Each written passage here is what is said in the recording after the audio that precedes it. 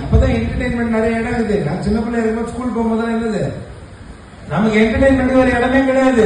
போனா எங்க போனோம்? சர்ச்சுக்கு தான் போனோம். ஃப்ரெண்ட் எங்க இருப்பாங்க? சர்ச்சில் இருக்காங்க. அரட்டை அடிக்கணும்னா சர்ச்சுக்கு போனோம். கதை அப்படிலாம் இருந்தது. அப்ப சர்ச்சுக்கு போற எல்லாரும் ஜெபம் பண்றாங்கன்னா தெரியாது, சரியா? ஆனாலும் பெரும்பான்மை நிறைய பேர் இன்னைக்கு வந்து சர்ச்சுக்கு போறாங்கன்னா ஜெபம் பண்றதுதான் போறாங்க, ஜெபம் பண்றாங்க. சரிதானா? சர்ச்சுக்கு போறாங்க, நல்லாதான் ஜெபம் பண்றாங்க.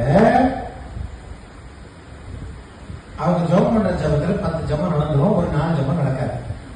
ஒரு சில பேருக்கு ஆப்போசிட், 4 ஜெபம் நடந்துரும், 10 ஜெபம் நடக்காது. ஏன் ஒரு ஜெபம் கேட்கப்படுது, ஏன் ஒரு ஜெபம் கேட்கப்படல? விசுவாசத்தோட கேட்கிற ஆண்டவரே, இன்னைக்கு வந்து நான் குடிக்கிற தண்ணி எல்லாம் விஷமா இருக்கணும், நடக்குமா? ஏன் என்ன சொன்னீங்க?